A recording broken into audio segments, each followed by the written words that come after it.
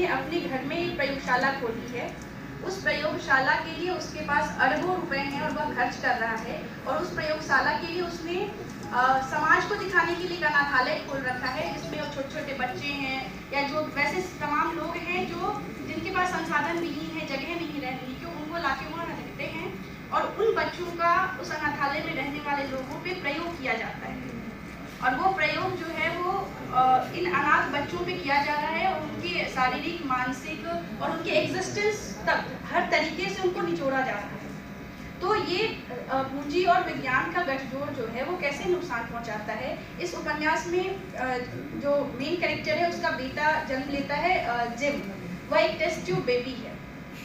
Test tube baby को या विज्ञान की उपलब्धि मानी जाती है, बहुत बड़ी उपलब्धि मानी जाती है, लेकिन इस पे रुककर ठहरकर सोचने की जरूरत है कि क्या इस उपलब्धि की जरूरत थी या कितनी मात्रा में थी। क्योंकि आज जिस तरीके से IVF सेंटर्स खुल रहे हैं, इसके पीछे की अगर हम अवधारणा में बात करें तो आप देखेंगे कितना बांझपन हो रहा है, तभी तो ये IVF फ्लो कर रहे हैं। बांझपन होने का कारण क्या है? हमें कारणों पे सोचने की जरूरत है, कारणों पे बात करने की जरूरत है। हम कल से रेचल कार्सन साहिबा का नाम सुन रहे हैं बार बार साइलेंट स्प्रिंग के हवाले से। उसमें वो बताती हैं कि जो हम चीज़ें खा रहे हैं, हमारी जो फसलें उगाई जा रही हैं, वो बहुत ज़्यादा खतरनाक पेस्टिसाइड्स के हवाले से आ रही हैं, रासायनिक खादों के हवाले से आती हैं। और ये जो खाद हैं या जो ये पूरा प्रकृति और पर्यावरण में जो सारी चीज़ें चल रही हैं, ये सारी चीज़ें मिल करके स्वास्थ्य पे नकारात्मक असर डाल रही हैं। महिलाओं के स्वास्थ्य पे जो नकारात्मक असर है वो यही महिलाओं में बांझपन को उत्पन्न करता है। और इसी समस्या को, यही समस्याएं जो हैं फिर IVF को जन्म देती हैं। तो हम जो है इन समस्याओं पे बात नहीं कर रहे हैं, तभी ये चीज़ें बढ़ रही हैं। उपन्यास बहुत बहुआयामी और उसमें बहुत तरीके की बातें हैं। उसके भीतर आध्यात्म के बाजारीकरण की एक बड़ी जो है गहन चिंता उसमें दिखाई गई है। एक सवाल अब इसमें आएगा कि इकोलॉजी पे बात करते हुए हमें आध्यात्म के बाजारीकरण पे बात करने की क्या जरूरत है? जरूरत है, क्योंकि जब हम कह रहे हैं कि संबंधों की बात, तो ह्यूमन से ह्यूमन का रिलेशन क्या है? ह्यूमन से ह्यूमन का रिलेशन जो है मानवता वाला होना चाहिए। लेकिन ह्यूमन का जो रिलेशन है यह अध्यात्म के बाजारीकरण से छलाव का हो गया है। लोग छल रहे हैं एक दूसरे को और उस छलावे में लोगों का शोषण हो रहा है।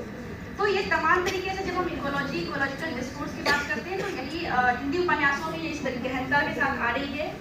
दूसरा जो मेरा उपन्यास था ताकि बची रहे हरियाली, इस उपन्यास में भी के जो लेखक हैं उन्होंने भी शक्ति और पूंजी का जो गठजोड़ है उसी के हवाले से बात की है। उन्होंने बहुत महत्वपूर्ण सवाल ये उठाया है उस उपन्यास के माध्यम से कि हमारे देश में इतने कृषि वैज्ञानिक हो रहे हैं, होते चले आ रहे हैं। हम लोग 75 वर्ष पूरे कर चुके हैं, इंडिपेंडेंट है, सारी चीजें हम खुद कर रहे हैं। इसके बावजूद जो है वो हम जो है वो रासायनिक खादों पे ही डिपेंडेंट है।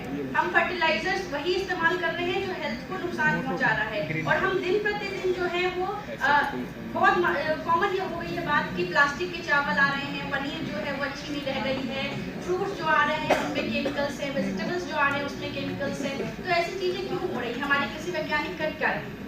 तो वो ये बताते हैं कि हमारे कृषि वैज्ञानिकों को काम करने ही नहीं दिया जा रहा है। हमारे कृषि वैज्ञानिकों के ऊपर वहाँ स्थानीय विधायक जो हैं उनकी नज़र है, उनकी पकड़ है, उनके जो अफसर हैं, उनके बड़े जो अफसर हैं उनकी पकड़ है। ऐसा क्यों है? क्योंकि उनकी जो गठजोड़ है वो मल्टीनेशनल कंपनी से है जो फर्टिलाइजर्स बना रहे हैं, जिनको फर्टिलाइजर्स बेचना है और उससे मुनाफा कमाना है, तो वो उससे जुड़े हुए लोग हैं। और इसलिए हमारे कृषि वैज्ञानिक जो है वो अपने तरीके से अपनी जो पारंपरिक चीजें हैं, अपनी जो ट्रेडिशनल उनके नॉलेज सिस्टम है उसको उन्हें छोड़ना पड़ रहा है। और फिर यह उपन्यास जो है वो समाधान मूलक भी है, तो उसमें वो समाधान की बात भी करते हैं कि कैसे हम जो है ये जो रासायनिक उर्वरक आ रहे हैं उसको हम वर्मी कंपोस्ट से कर सकते हैं। एक बड़े स्केल पे भले नहीं किया जा सके, लेकिन एक हद तक हम उसे पा सकते हैं। गाँव में आज भी जो छोटे किसान हैं उन तक ये जो है वर्मी कंपोस्ट पहुँचाया जा सकता है, उनको इन मुनाफाखोरों से बचाया जा सकता है। तो ये तमाम तरह की बातें हैं दोनों उपन्यासों में। और समय के लिए पर्ची मिल गई है, तो शुक्रिया, धन्यवाद।